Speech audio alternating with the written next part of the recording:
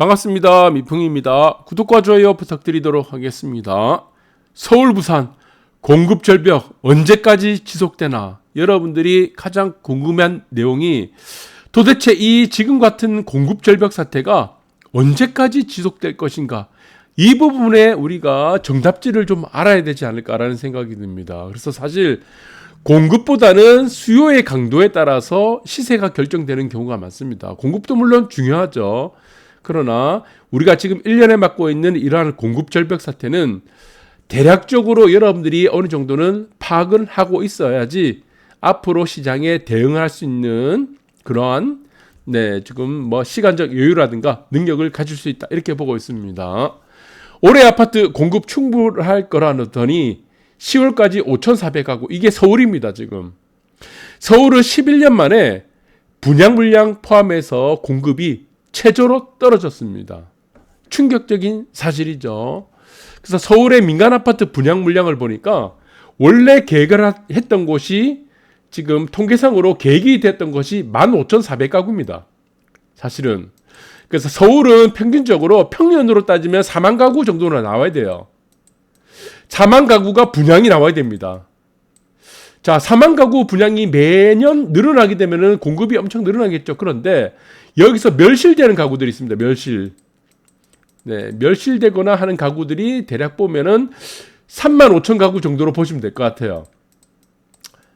그리고 분양 물량이 4만 가구 정도가 돼야지 평균적으로 우리가 평타를 친다라고 정도가 되는데, 올해 계획된 곳만 해도 15,400가구 정도밖에 안 됐다는 겁니다. 그러니까 3분의 1 토막 났습니다. 그런데 15,000가구가 아니고 실제적으로 올해 분양되는 물량은 5,000가구란 얘기죠. 그러니까 3분의 1 토막에서 또 3분의 1 토막이 난 겁니다. 여러분들이 이거 헷갈리시면 안 돼요. 그러니까 통계상으로 보니까 올해의 적정으로 계획된 분양 물량이 15,000가구 정도였다. 그리고 그것은 평년으로 따지면 4만 가구 정도가 매년 3만에서 4만 가구가 분양이 돼야 되는데 15,000가구밖에 분양이 안 됐다. 근데 15,000가구도 분양이 됐느냐? 그게 아니고 올해 보니까 어떻게 됐다는 얘기입니까? 5,000가구밖에 분양이 안 됐다는 겁니다. 그래서 이것이 11년 만에 최저가 됐다는 거죠. 그래서 서울 같은 경우는 간단하게 요약하면 이겁니다. 기본적으로 4만 가구가 분양돼야 됩니다. 매년 4만 가구 외에 멸실되는 가구들이 3만 5천 가구 정도 되니까. 그리고 적정 주택 보급률이 안 되었기 때문에 4만 가구는 기본적으로 깔고 가야 됩니다. 그런데 올해는 5,400가구밖에 분양이 안 됐다는 거예요. 12월까지 해도 이거밖에 안 나온다는 겁니다. 그러니까 어마어마한 공급 절벽을 만들 것이라는 겁니다. 이게 가장 큰 포커스다, 그렇게 보시면 되고, 그런데 이제는 상황은 조금 다르죠. 매매가는 좀 다릅니다. 매매가는 상승률이 둔화가 되고 있고 위에 표 있습니다. 밑에는 어떻습니까? 매수 심리는 감소하고 있죠. 그러니까 여기서 우리가 알 수 있는 게 한 가지가 있습니다. 시세라는 매매가가 있어요. 우리 시세하고 우리가 보시면은 공급 있죠. 공급. 분양 물량, 입주 물량이라는 공급은 사실은 중요한 역할을 하고 있지만 이게 반대되는 경우가 굉장히 많습니다. 그래서 시세가 우리가 메이킹을 하려면은 가장 중요한 게 무엇이냐? 수요입니다. 수요. 공급이 얼마나 많고 적고의 문제가 아니고 수요, 사고자 하는 사람들이 얼마나 기꺼이 더 비싼 값을 주고라도 살 수 있느냐, 이게 가장 큰 시세를 만드는 메이킹이라는 것이다. 그래서 이것은 결론적으로 무엇입니까? 체결 강도라는 얘기죠. 체결 강도. 체결 강도가 가장 중요하다. 수요자 입장에서의 체결 강도가 가장 중요한 것이 나타내는 바로미터가 시세다. 공급은 두 번째 얘기입니다. 두 번째 얘기. 이렇게 보시면 된다. 공급이 당연히 늘면은 시세는 시세의 체결 강도도 떨어질 수도 있겠고 가격 상승률 자체도 둔화될 수도 있지만 실질적인 시세를 만드는 것은 수요자들이다, 이렇게 보시면 될 것 같습니다. 그래서 이 부분을 헷갈리시면 안 돼요. 그리고 부산도 한번 볼게요. 부산은 어떻습니까? 똑같아요. 좀 비슷하게 양상이 흘러갑니다. 왜? 서울과 부산은 조금 다른 부분이 있습니다. 경로는 다르지만 전반적으로 우리가 지금 정책적인 부분들을 같이 아울러서 받을 수밖에 없는 부분이죠. 그래서 부산도 마찬가지고 분양 물량을 보니까 10년 만에 최저가 됐습니다. 신규 아파트 희소성을 가진다는 얘기예요. 분양이 안 나왔다는 얘기입니다. 분양이. 그래서 분양이를 만든다는 거는 이전에 우리가 사업을 추진하면서 몇 년이 걸립니다. 뭐 재건축은 5년에서 7년, 재개발은 기본적으로 7년에서 15년 정도 걸리는데 그러면 그 전에부터 계속 진행되어 오고 난 이후에 우리가 관리 처분을 받고 뭐 멸실이 되고 나대지가 되고 나서 우리가 분양을 받지 않습니까? 그런데 그 준비가 하나도 안 됐다는 얘기입니다. 그래서 부산도 마찬가지다. 그래서 저는 이렇게 봅니다. 지금 서울에 한 포커스가 하나 맞춰졌죠. 서울도 마찬가지고 5,400가구. 11년 만에 최저고 똑같이 나왔죠. 네, 서울도 보시면 민간 아파트 분양 물량. 부산도 마찬가지예요. 최저가 10년 만에 또 최저가 되었습니다. 그래서 이 문제는 제가 지금 여러분들이 조금 의아해 하실 부분이 있습니다.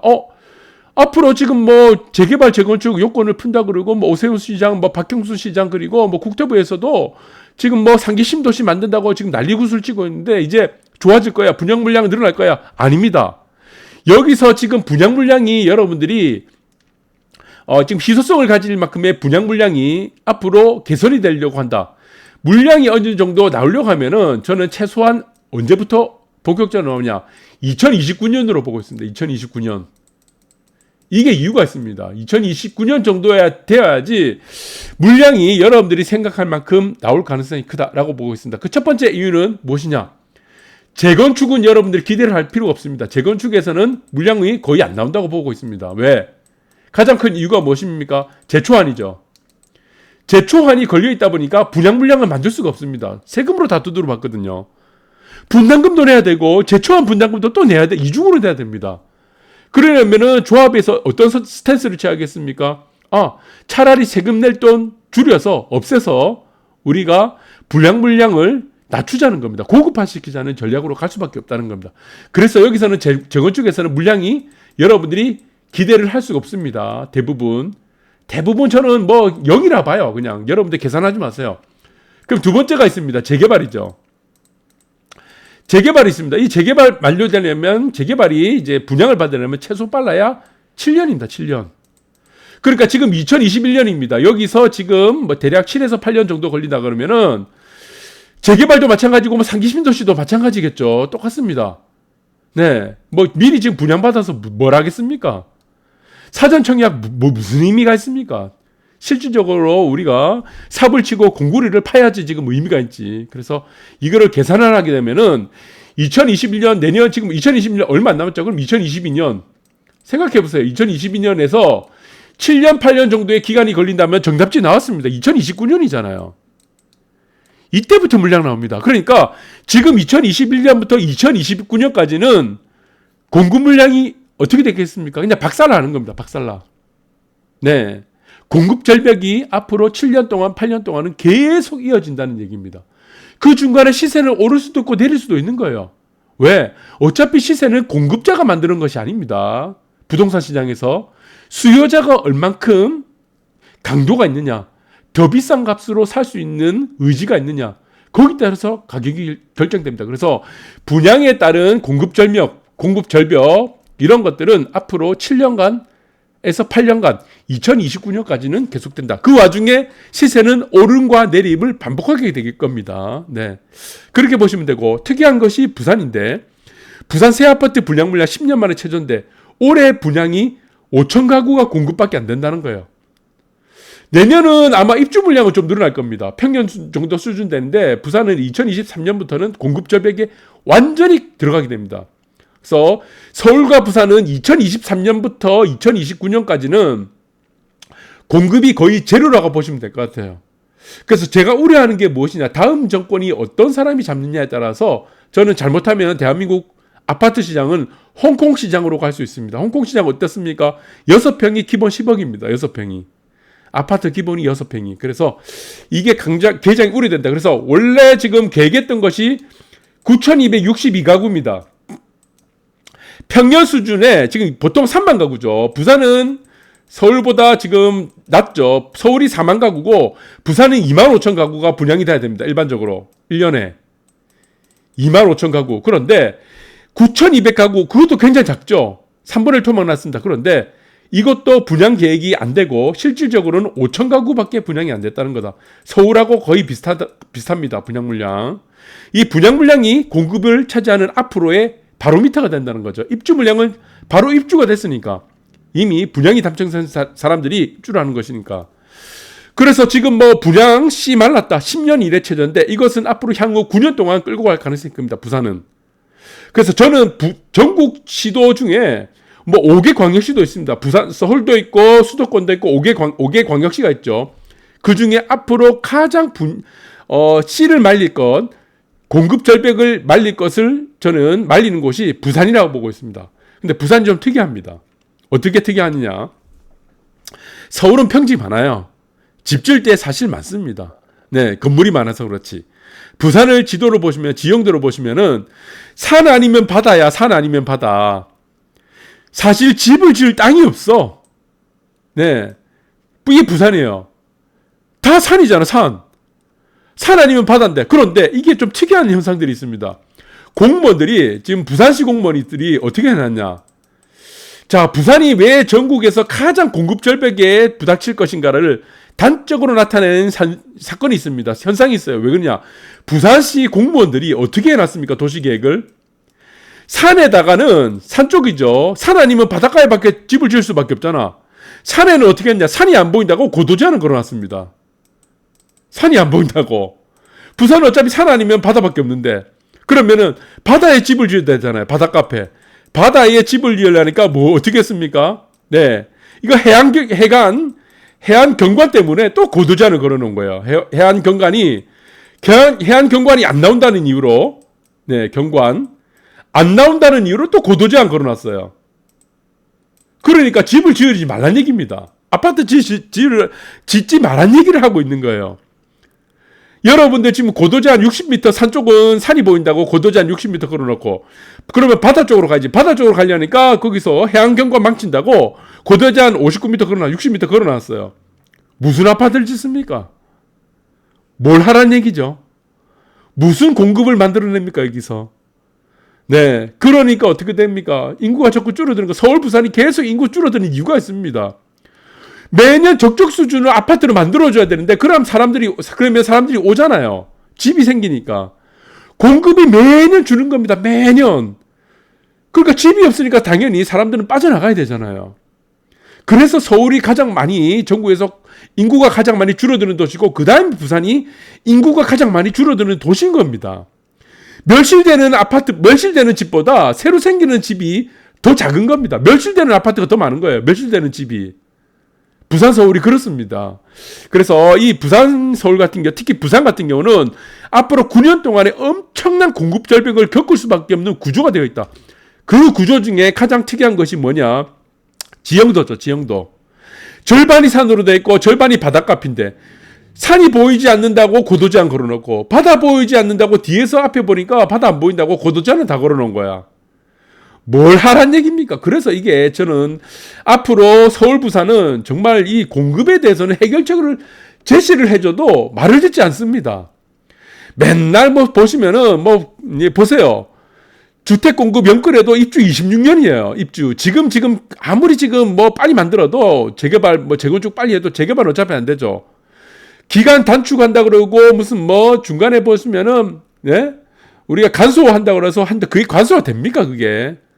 사람들이 이해관계가 다 다른데 불안한 임대차 시장이 2026년까지 간대요. 그러니까 맨날 국토부에서 우리가 4년 동안 5년 동안 맨날 했던 얘기가 뭡니까?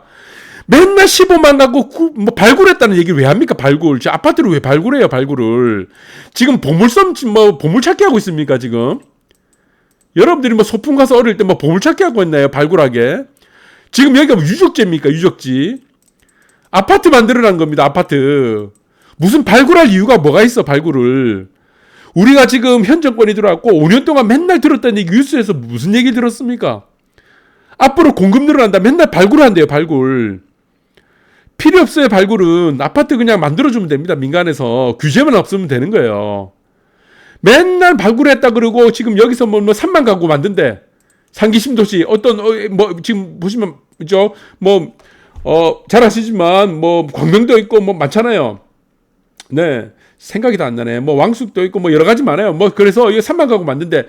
발굴했대. 근데 나중에 보니까 이 3만 가구제 이 15,000가구는 뭐라고 합니까? 15,000가구는 임대주택이라 그런 거예요. 기본 40%를 임대주택으로 깐거 간다고요. 공공임대. 공공임대가 공급입니까? 공공임대가. 그러니까 안 되는 겁니다, 이게. 그러니까 피해자들이 전부 다 임대차 시장으로 가기 때문에 지금 임대차 시장으로 다 피해자들이 갈 수밖에 없다는 겁니다. 불안한 임대차 시장. 이렇게 되는 거죠. 그러면 이재명 지금 유력한 대선 후보인 이재명 경기지사도 맨날 하는 얘기 이거예요. 불로소득 타파에 불로소득. 불로소득 타파 안 되는데 누가 아파트 짓습니까? 누가 재개발 재건축을 해요? 그러니까 공급이 나올 수밖에 없는 구조로 계속 가는 겁니다. 공급이 계속 이렇게 갑니다. 공급이. 서울, 부산은 계속 이렇게 가요.